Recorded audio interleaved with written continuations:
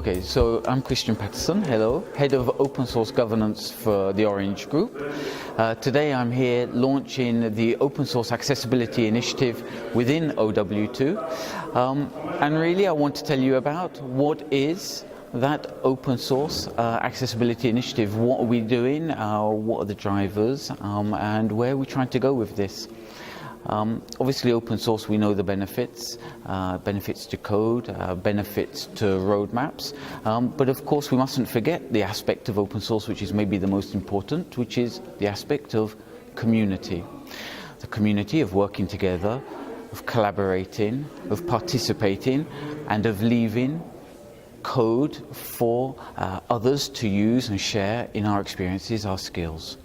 And I think this very closely ties in with the notion of accessibility. And in fact, if you think of accessibility, if you talk about accessibility to most developers, the first thing that will come to mind is access to code. But of course, there's a much larger issue involved when we think of accessibility, which is the access to products, to services, or the access to our workplace.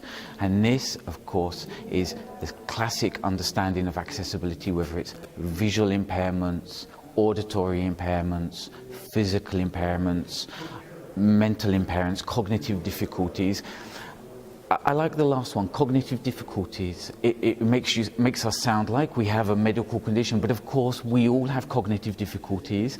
We're all multitasking, and how can we make life easier? And that nicely ties in as well with the notion of accessibility of, do we have to do something special, or are we in fact trying to improve the usability of our products, our services, for everyone? And that's a key message, is dealing with accessibility is something that improves the access of our code, of our products, our services for everyone. It's designed for all. In the US, it's 22% of the population, judged by the Center of Disease Control, which equates roughly, depending on the statistic you read, to about 63 million people within the USA with some kind of impairment or disability.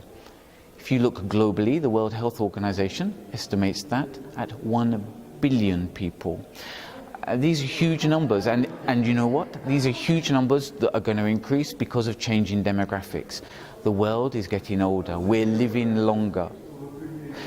In just a few years, within the EU, 1/4 of the population will be over the age of 60, which is like just a huge number, a huge staggering statistic when you think about all the difficulties that creates in terms of accessibility. So usability means design for all, catering for everyone, good population.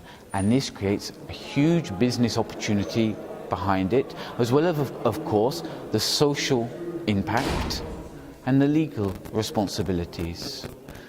So on the business side, of course, the 1 billion people is quite a large population. It's a large population of people for our workplace who are going to have ideas, who are going to have innovations. It's a large population of people who are going to join our communities and give us feedback. It's a large population of people who will use our products and our services.